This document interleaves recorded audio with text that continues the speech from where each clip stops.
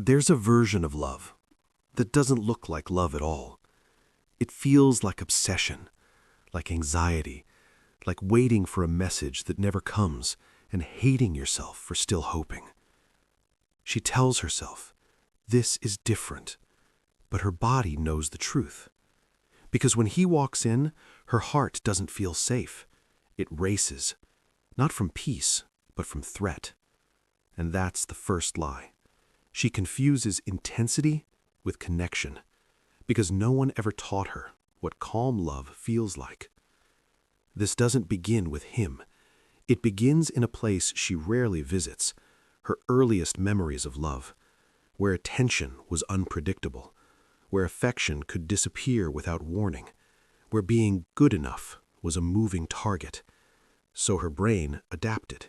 It rewired itself. It learned that love is something you chase, not something you receive. And then one day, she meets him. He doesn't give everything. He gives just enough. A look, a touch, a moment of vulnerability. Then he pulls away, like nothing happened. And something inside her awakens. Not happiness, not peace, but something far more dangerous: recognition. He feels like something she's been trying to solve her entire life, a puzzle she was trained to complete, a door she was never able to open. So she tries harder. She gives more. She becomes more patient, more understanding, more forgiving, until she disappears completely into the idea of being loved. But here's where it turns dark. The more he withholds, the more she invests. The more he distances, the closer she tries to get. This is not romance. This is a psychological trap, a loop, a system driven by something brutal: intermittent reward. He hurts her, then heals her, then hurts her again. And her brain, desperate for resolution, starts to bond with the very source of pain.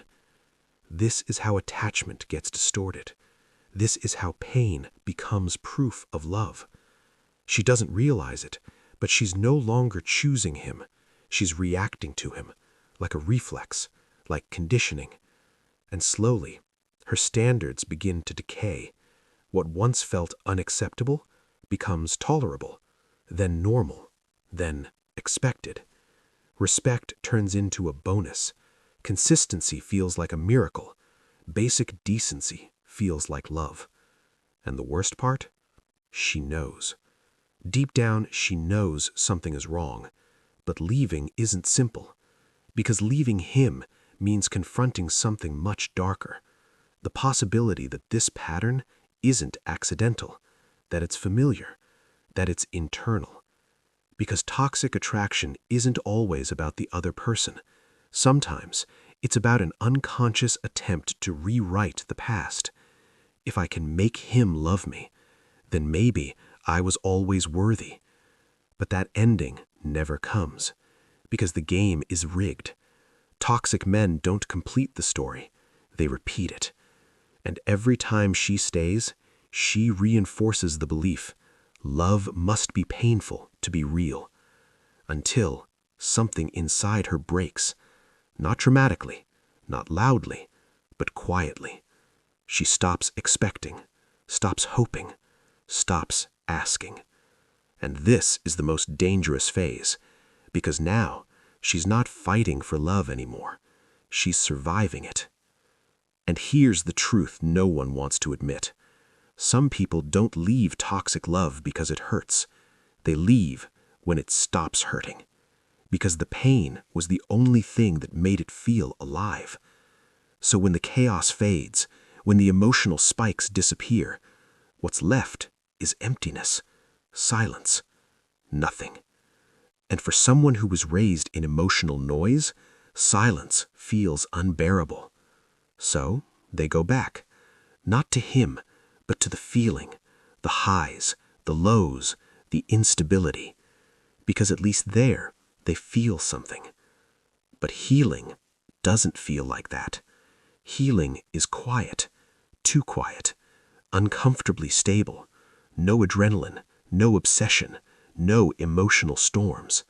Just presence, consistency, peace. And for someone addicted to chaos, peace feels like loss. That's why they sabotage it, push it away, call it boring, because it doesn't match the blueprint of love they were given. But here's the final truth, the one most people run from. You don't attract toxic people by accident. You tolerate them because something in you is still trying to prove a point that was never yours to prove. And until that part is faced, understood, and healed, the pattern will repeat. Different face, same story. Because in the end, it was never about him. It was about the version of love she learned to survive. And the moment she realizes that, everything changes.